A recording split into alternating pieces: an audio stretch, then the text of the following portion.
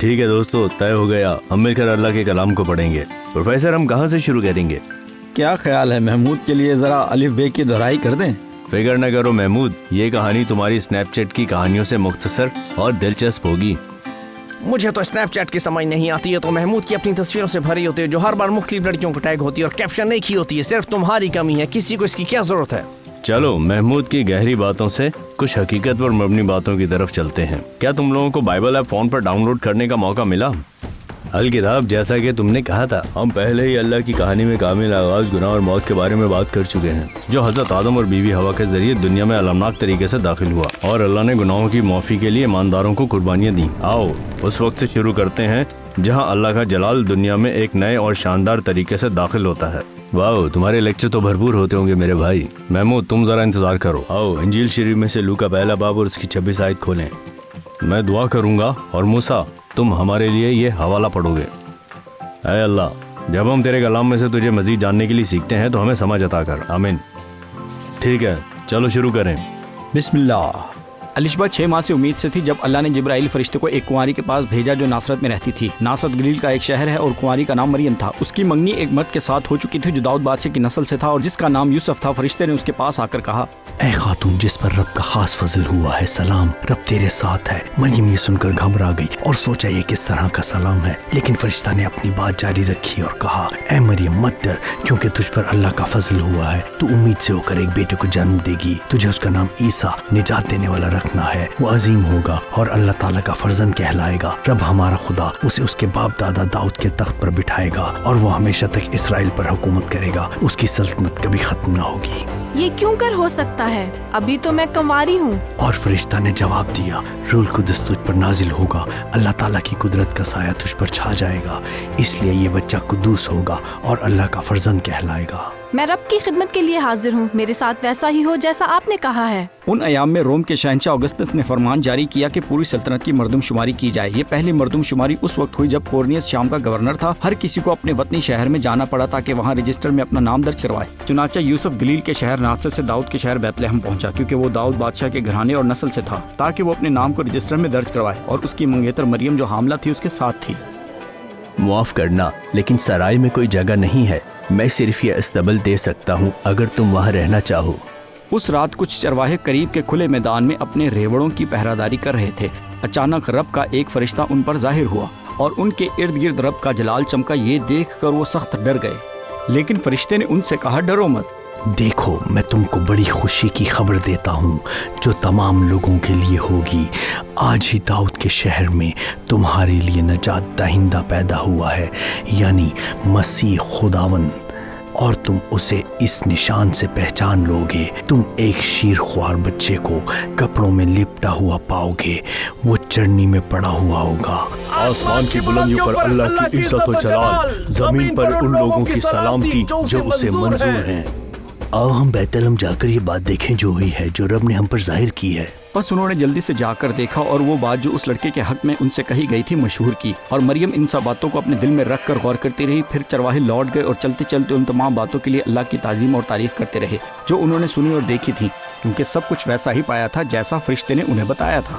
مجھے ساری باتیں سمجھ نہیں آئی، لیکن کیا یہ سچی کہانی ہے؟ یہ کیسے ممکن ہے کہ میں نے یہ کہانی پہلے نہیں سنی؟ ایک منٹ رکو، میرے ذہن میں سوالات ہیں۔ جیسے کہ ہونے بھی چاہیے، کیوں نہ ہم اس سوال سے آغاز کریں، تم لوگوں کے خیال میں اللہ اس کہانی میں کیا کر رہا ہے؟ وہ ایک نئی شاندار ایکشن فلم کے ٹریلر کی طرح مسیح کی پیدائش کا اعلان کر رہا ہے، اور نجات دینے والا اللہ کا بیٹا۔ ہم اس پر بعد میں آتے ہیں۔ موسیٰ، تمہارے خیال میں اللہ اس کہانی میں کیا کر رہا ہے؟ یہ کہ مسیح کا اس دنیا میں آنا انتہائی اہم ہے اور اس کی آمد دنیا کے لیے ایک نئی خوشی لائے گی۔ ساری تفصیلات کے ساتھ مجھے یوں لگ رہا تھا میں کہانی کا حصہ ہوں۔ جب مجھے محسوس ہوا کہ مجھے خود انجیل کا مطالعہ کرنا چاہیے تو مجھے بھی ایسا ہی لگا تھا کہ جیسے میں اس کہانی کا حصہ ہوں اور سب کچھ حقیقت میں ہو رہا ہے۔ اللہ اس کہانی میں اور کیا کر رہا ہے؟ فرشتہ اعلان کرتا ہے، میں تمہیں بڑی خوشی کی بشارت دیتا ہوں جو ساری امت کے واسطے ہوگی۔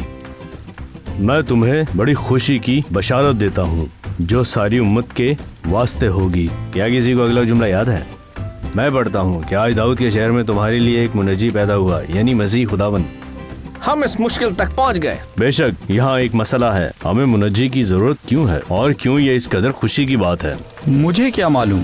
میرے دوستو، آپ لوگوں کو یاد ہوگا میں نے کہا تھا کہ हम में से हर शख्स का सबसे बड़ा मसला ये है कि हमारे गुनाह अल्लाह की बेइज्जती करते हैं और हमारी जिंदगी में तोड़ फोड़ पैदा करते हैं। जैसा कि हमने पहले बात की, गुनाह पर अल्लाह का कहर मौत लाता है।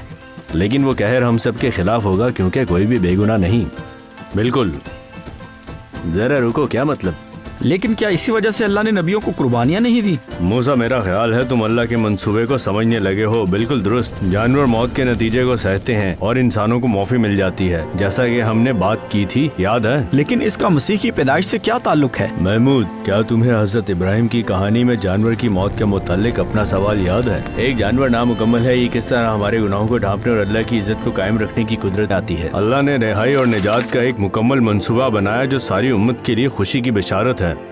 एक बार फिर प्रोफेसर, ये मंसूबा है क्या? मसीह में अल्लाह मुकम्मल मुआफ़ी के जरिए अपने फजल को इस दुनिया में लाता है जो हमें अब्दी जिंदगी तक पहुंचाता है। लेकिन ये मुआफ़ी किस तरह अमल में आती है?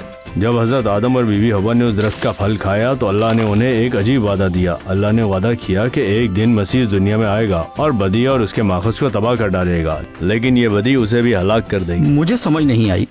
ना ही हजरत आदम और बीबी हवा को। और अल्लाह ने नबियों की मार्फत मसीह से मुताल्लिक एक और वादा फरमाया कि जब मसीह को कत्ल कर दिया जाएगा तो वो एक बादशाह की सूरत में वापस आएगा और नेक और बद की अदालत करेगा, और जैसा कि हमने पढ़ा उसकी बादशाही का आखिर ना होगा। ठीक है, लेकिन मसीह किस तरह कत्ल किया जाएगा और फिर अबदी बादशाह के तौर पर वापस भी आएगा?